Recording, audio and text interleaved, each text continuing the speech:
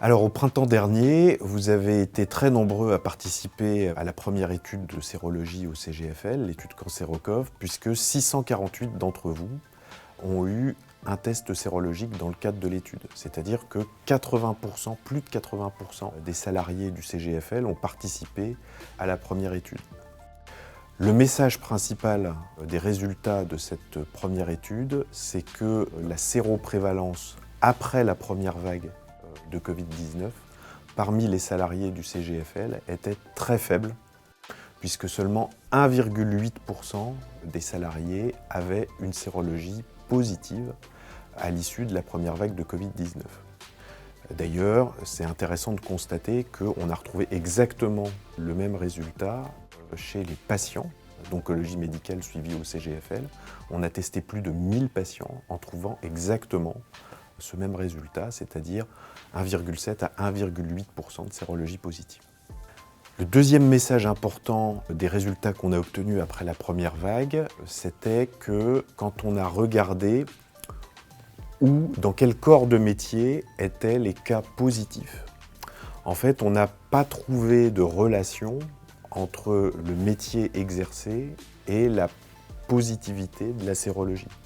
En particulier, il n'y avait pas de lien avec le fait de côtoyer quotidiennement dans son travail des patients ou non. Et il n'y avait pas de lien non plus avec le fait d'avoir été en télétravail ou pas.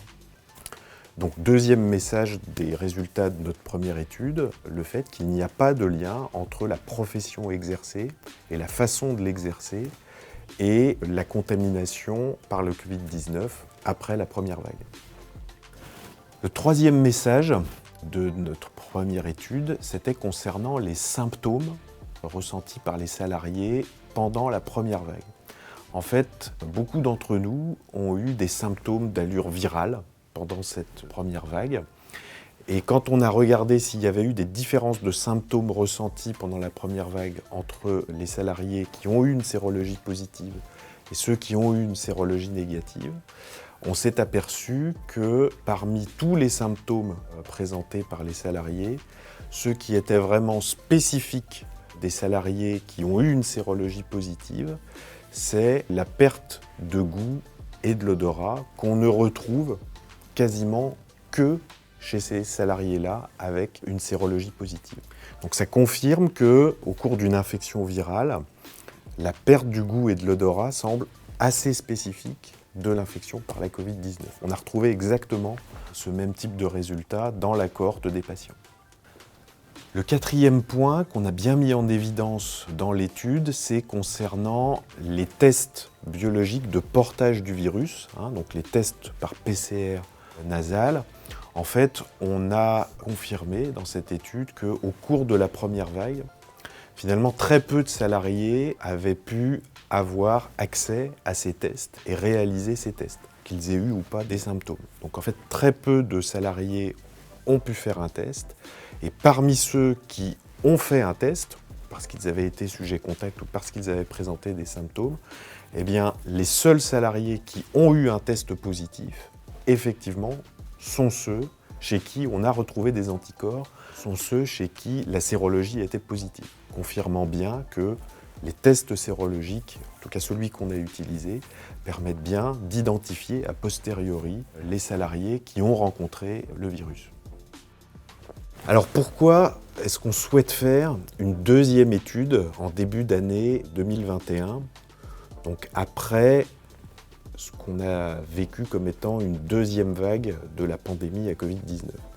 On souhaite faire une deuxième étude, premièrement parce que vous avez bien compris qu'on a eu très peu de cas positifs après la première vague, aussi bien parmi les personnels que parmi les patients, et que donc ça ne permet pas de tirer des conclusions scientifiques sur les facteurs de risque d'infection sur son lieu de travail. Comme vous l'avez remarqué, la deuxième vague à Dijon, elle a été manifestement plus importante que la première, avec plus de personnes malades, y compris parmi les salariés du CGFL. Donc on s'attend à trouver plus de cas parmi les salariés avec une sérologie positive. La deuxième raison, c'est que pendant cette deuxième vague, les tests par PCR ont été beaucoup plus disponibles que pendant la première vague et que donc on pourra faire de meilleures corrélations entre la positivité et la négativité de ces tests PCR et le suivi sérologique des salariés qui ont eu une PCR positive ou négative